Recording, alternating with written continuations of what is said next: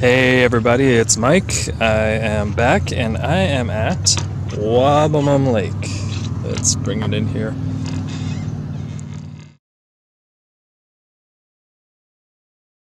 I'm here at the Canada Post, which is that right there. That's Canada Post. This is the dock. I'm on the end of this dock. And I took screenshots of my measuring points. That didn't work. So if you zoom in here, you can see there's the Canada Post. Canada Post actually isn't on 5th Street here in Seba Beach. It's actually over on, where is it? There it is. That's Canada Post. But this is 5th Street, as you can see it says. But Canada Post actually isn't there, it's over up on 4th Street. Anyways, so here's my starting point, right across from 101, from 5th Street in Seba Beach. Now I'm actually out on the water, so these measurements you're about to see are slightly less. But as you can see, here is to Point Allison. I already tried focusing on Point Allison, so I'm probably not going to get it. But the point is that the furthest distances you're going to see are, there you go, 10.39. That's from the shore to Point Allison, so it'd be technically like 10.38. And then from here across to the other side, adjacent to Point Allison, is an undeveloped and unknown area. It wasn't really labeled or anything. It's going to be developed, and that's 10.69, so 10.68. And then, this is what I was hoping to get in scene, or on screen, but the Ironhead Golf Course. And that's the road, this road that goes beside Ironhead. And so I was hoping to capture that road because that is 12.3 miles away, as you can see here, 12.3 miles. Okay, so there's the measurements. This is where I'm at. This gives you an overall picture of how that whole area should look. There's Allison Point at the north, and then the golf course, and then the unnamed other landmass. Just for reference, this is what the weather's like. Visibility is supposed to be over 12 miles, 22 kilometers is what I was saying.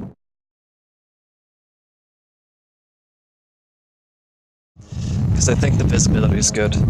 Let's just get to the point of all this, and that is to test for curvature.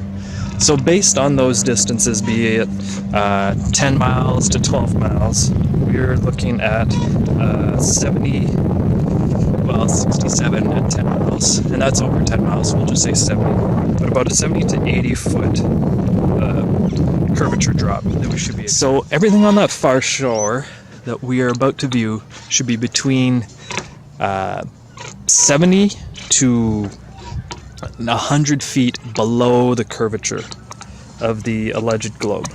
So first off, we'll show you here. Here's the docks, various, lots of boats and yachts in this area along Wabamum Lake. So as we go along, I'm facing northeast now and heading towards east.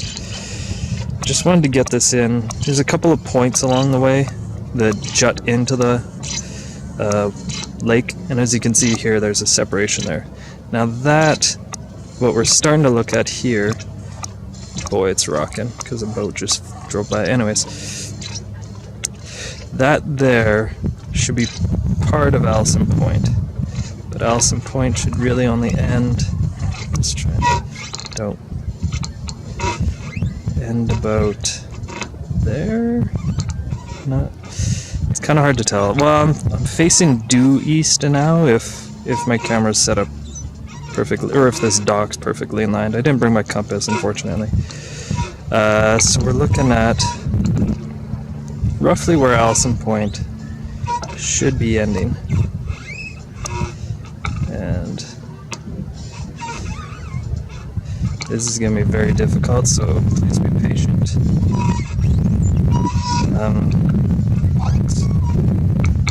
Okay, so right now we can see trees and landscape around or near Allison Point. Oh dear.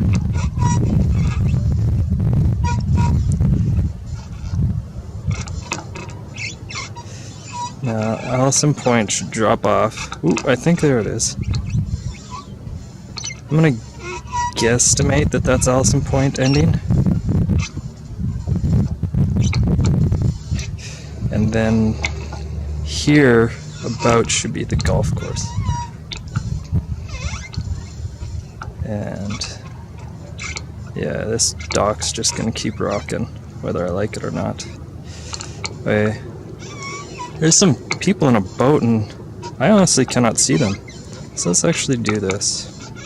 For all of you who say that boats disappear over the horizon, here's a zoom out of that boat. Now that boat's only a few miles away, but that should easily be underneath the curve, right? But when we zoom back in, there it appears again. Well, hello boat. And there's the other one. It's obviously a lot nearer. That one's only 100 meters away. It's right straight forward in my vision.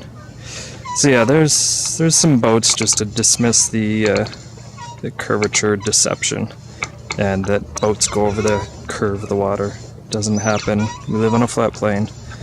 So somewhere along here in the background is that golf course area. Now, as you can tell, it's a very sunny and warm day. Oop, my stand shifted, apologies. It's a very sunny and warm day, so what you're seeing, that haze, is what you're seeing is the haze of the water evaporating off of the lake. And what do you call it? And it's forming this kind of gas layer of evaporation off of the lake, because it's a very warm day, but it's also a very clear day. That's why I can get this reasonably decent picture from across a 10 to 12 mile wide lake. So as we go further, I'm continuing to rotate south. So the point is that I want to establish here, even though I can't identify these locations across the way, even though I can't identify them, fact of the matter that I can still see the shore and see a differentiation between the water and the shore and the trees on the far side of the shore, that proves that it's flat. Now the reason why you're going to say, oh, he's just dismissing it. Well, no, I'm not dismissing it. It's pure logic, and it's sound thought that I should not be able to see this shore. This shore should be, I'm going back north now because this is the furthest extent of it. That'd be around the golf course here. I'm not just dismissing it because all of this, if this is the golf course area, it should be 100 feet below the horizon and the curvature, but it's not, and I can see it.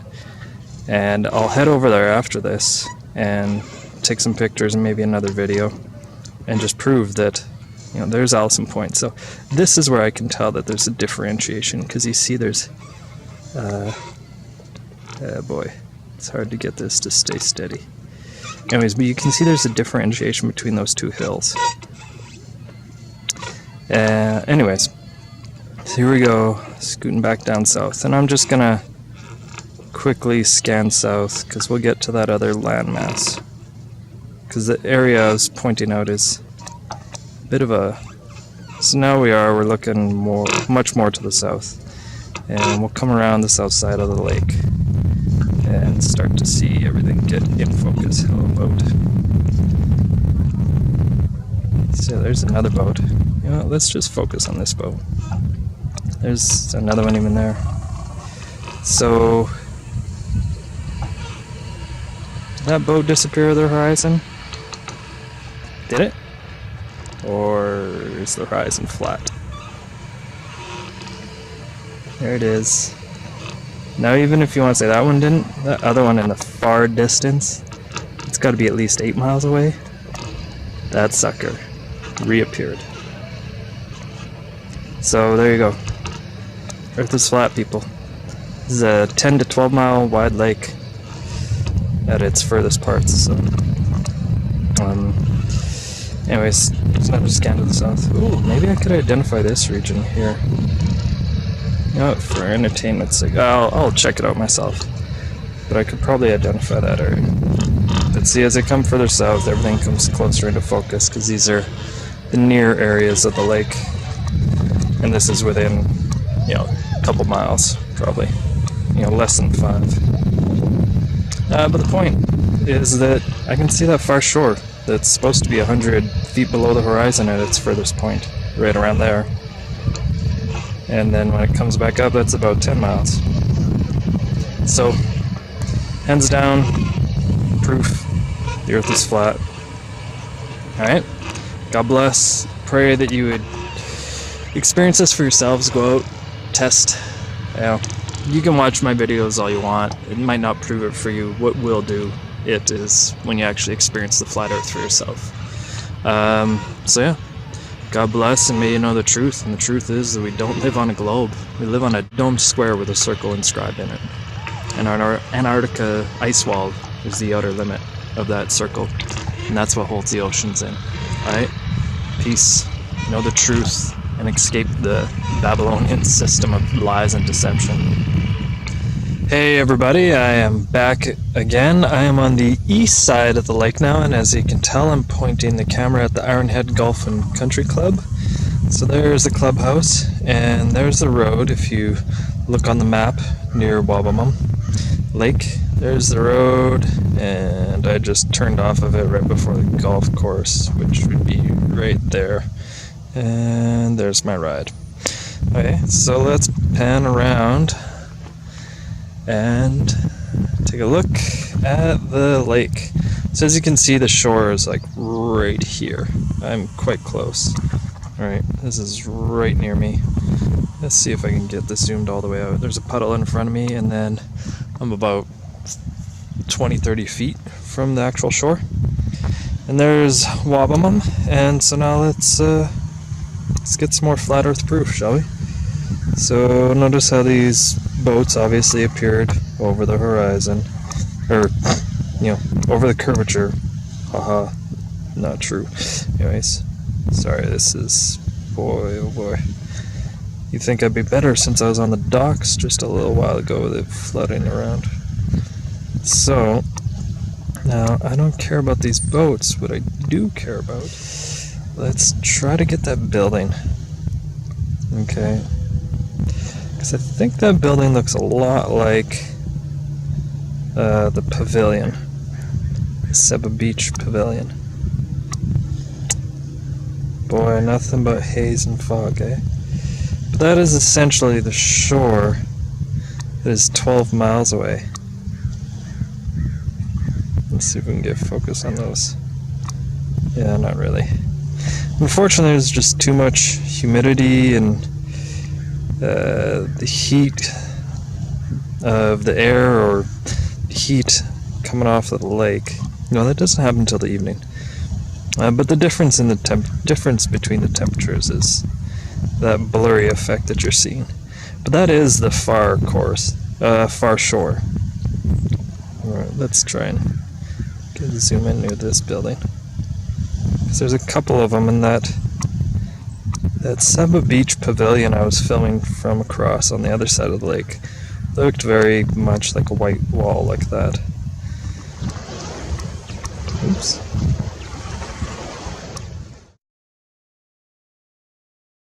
As you can see, you know, we can make more of these boats reappear and disappear by zooming in and out, right?